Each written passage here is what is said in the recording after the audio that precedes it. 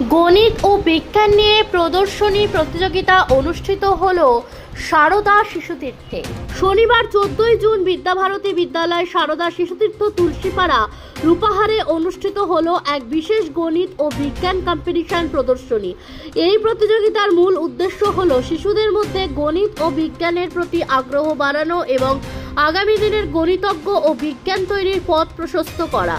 প্রতিযোগিতায় অংশগ্রহণ করে বিদ্যালয়ের বিভিন্ন শ্রেণীর ছাত্রছাত্রীরা।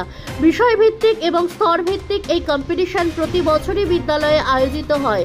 এতে ছাত্রছাত্রীরা তাদের উদ্ভাবনী চিন্তা, বিজ্ঞানভিত্তিক প্রজেক্ট এবং গণিত সমস্যা সমাধানে দক্ষতা প্রদর্শন করে।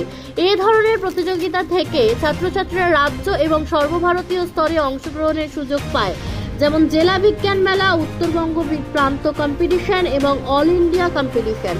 বিদ্যালয়ের প্রধান আচার্য শ্রী স্বরূপ গোবিন্দ রাহা জানান, এই প্রদর্শনী শুধু একটি প্রতিযোগিতা নয়, এটা একটা প্ল্যাটফর্ম যেখানে আমাদের ছাত্রছাত্রীরা তাদের কল্পনা শক্তি, বিশ্লেষণ ক্ষমতা এবং বাস্তবমুখী জ্ঞানকে প্রকাশ করার সুযোগ পায়।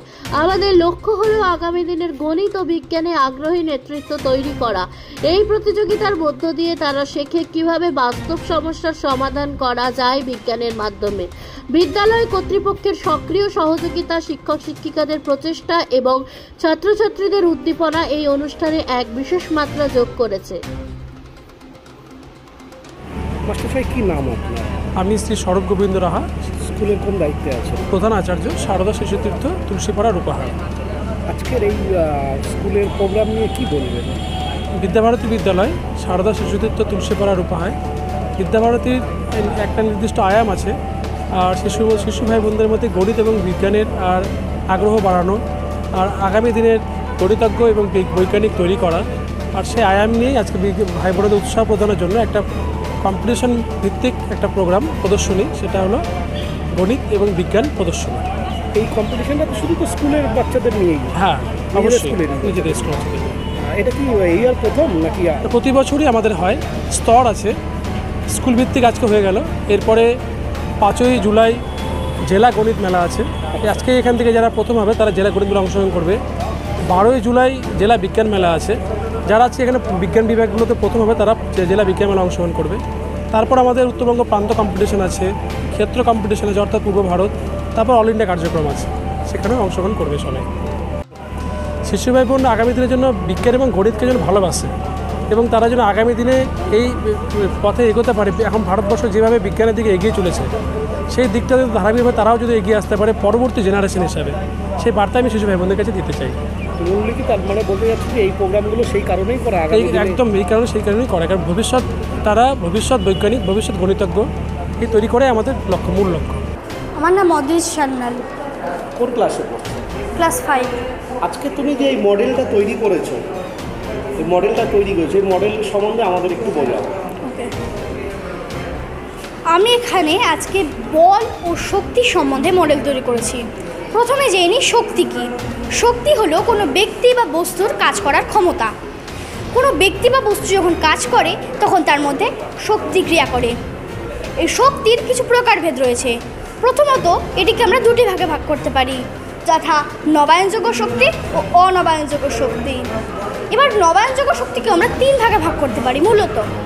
এখানে দেখতে পাচ্ছি জলশক্তি, এছাড়াও রয়েছে সৌরশক্তি, বায়ু শক্তি ইত্যাদি। রয়েছে অনবায়নযোগ্য শক্তি, এগুলোর কিন্তু 4টি ভাগ রয়েছে: বিদ্যুৎ শক্তি, কৃত্রিম তাপ শক্তি, পারমাণবিক শক্তি, রাসায়নিক শক্তি ইত্যাদি। স্নেহা বর্মন। কোন ক্লাস? ষষ্ঠ। আজকে তোমার এই এক্সিবিশনের কি মূল বিষয়টা? জল ব্যবস্থাপনা অর্থাৎ ওয়াটার ম্যানেজমেন্ট। কীভাবে ম্যানেজমেন্ট হচ্ছে একটু বলো। আমি এই মডেলে 2টি বিষয়ের মাধ্যমে এটি তুলে ধরার চেষ্টা করেছি। একটি হচ্ছে কলকারখানার জলকে, মানে দূষিত জলকে আমরা কিভাবে ওটাকে বিশুদ্ধ করব সেটি। আরেকটি হচ্ছে বৃষ্টির জলকে আমরা কিভাবে বিশুদ্ধ করে নানান কাজে ব্যবহার করতে পারব। এখানে আমরা কলকারখানার দূষিত জল প্রথমে এই পুকুরে এসে জমা হচ্ছে এবং সেই পুকুর থেকে পাইপের সাহায্যে সেই জলটি বড় নুড়ি পাথরের ট্যাঙ্কে, তারপর ছোট নুড়ি পাথরের ট্যাঙ্কে, তারপর হচ্ছে কয়লার ট্যাঙ্কে, এরপর বালির ট্যাঙ্কে, আর সর্বশেষে টিস্যু পেপারের ট্যাঙ্কে জমা হয়ে সেটি বিশুদ্ধ হয়ে একটি বড় ট্যাঙ্কে জমা হচ্ছে। এখানে সার্কিট আমাদের অন হলো। এবার কেউ যাওয়ার চেষ্টা করলে শব্দ হবে, কেউ যাওয়ার চেষ্টা করলে শব্দ হবে, কেউ যাওয়ার চেষ্টা করলে শব্দ হবে।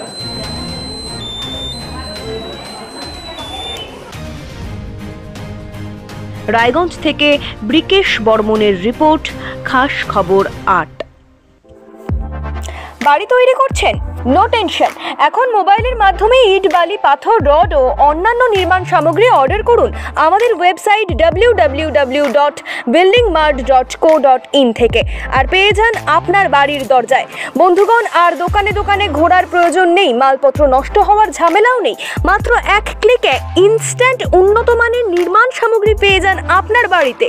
বিশদ জানতে যোগাযোগ করুন 8250331346 এই নম্বরে। প্রোডাক্ট দেখতে ভিজিট করুন www.buildingmart.co.in এ। এখন আপনিও রিপোর্টার, আপনার এলাকার যে কোনো খবর পাঠান এই নম্বরগুলোতে।